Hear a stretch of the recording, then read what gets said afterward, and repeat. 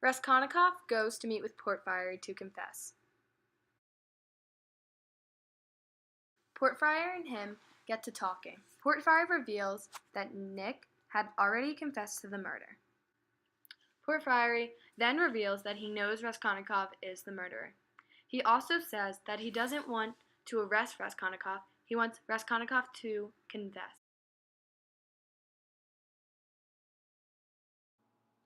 Raskolnikov visits Svidrigailov in a restaurant.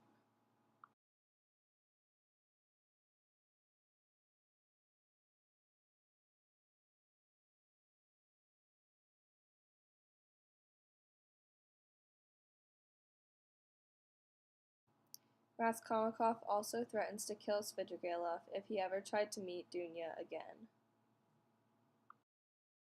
As he begins to put the pieces together, Svidrigailov understands that Raskolnikov is capable of murder since he overheard Raskolnikov tell Sonia he murdered.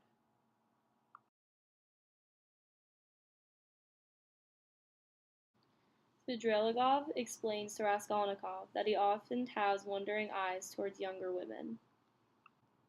However, he falls in love with Dunya after she grows sorry for him. Raskolnikov becomes angry when he talks about Dunya like this. Svidrigailov also reveals his engagement to the 15-year-old girl.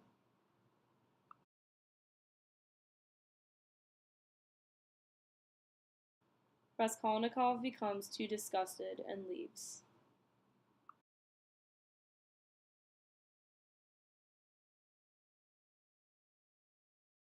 Then Svidrigailov meets with Dunya and corners her in the room.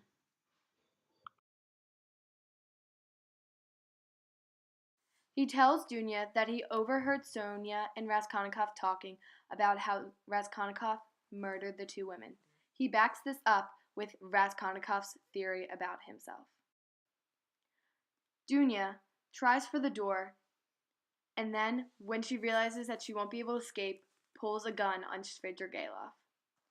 Dunya misses her shot, and Svid tests her boundaries by stepping closer. Though given the chance, Dunya cannot kill Svidrigailov.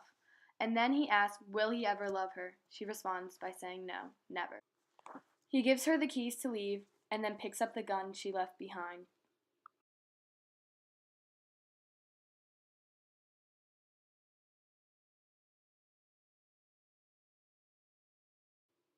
Svid divides much of his money between Sonia and his 15-year-old fiancée.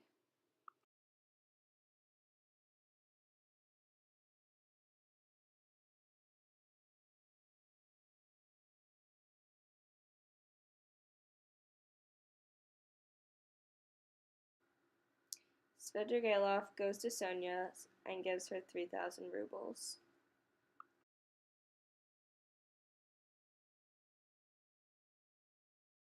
In order to receive the money, Svidrigailov tells Sonia that she must never tell where she got the money and that the next day she must take it to Razumikin.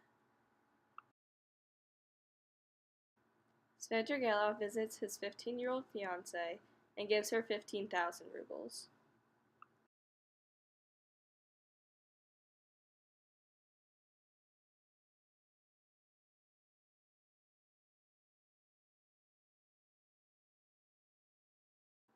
Shortly after, he returns to his room and has a bad dream.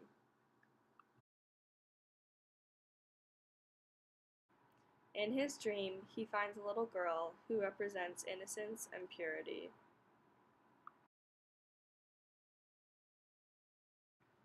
He soon discovers that while interacting with her, she grows up into a French prostitute.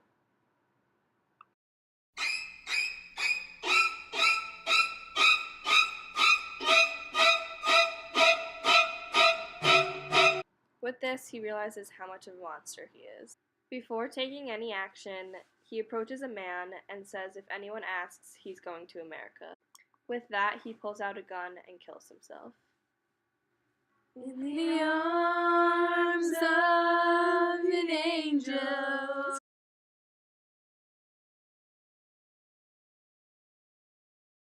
Raskolnikov visits his mother for the last time. Raskolnikov tells her that he is leaving for a long time, but repeats his love for her and asks her to pray for him. His mother tells him that he is destined for greatness.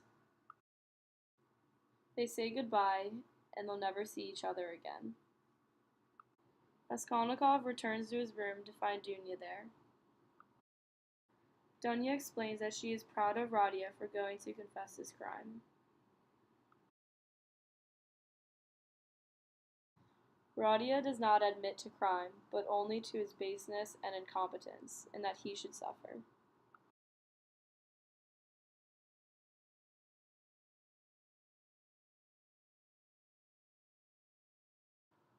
Raskolnikov then goes to meet with Sonia. She then presents Raskolnikov with a gift, a cross from Lizaveta.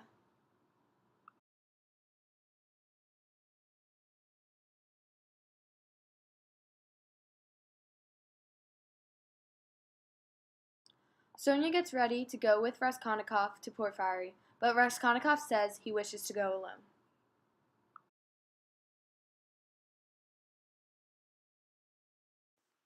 Even though Raskolnikov was unsure about confessing, he goes in determined to make his confession for Sonia. Upon arrival, Porfiry reveals to him that his friend, Svidrigailov, had actually committed suicide. Distraught by what he heard, Raskolnikov leaves. After Raskolnikov leaves, he sees Sonia rooting him on and decides that he must go inside and confess to what he has done. He does and reveals that he is the murderer.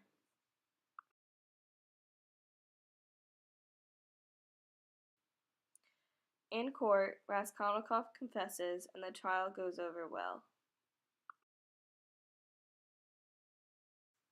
When asked about his motives, Raskolnikov says he was influenced by his insanity, which makes his sentence mild.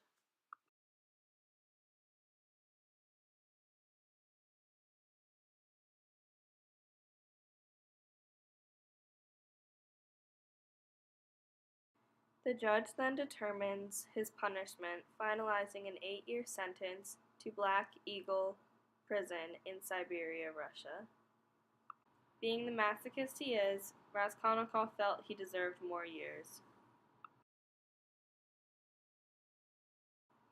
Ultimately, he accepts his punishment and is sent to Siberia for his imprisonment.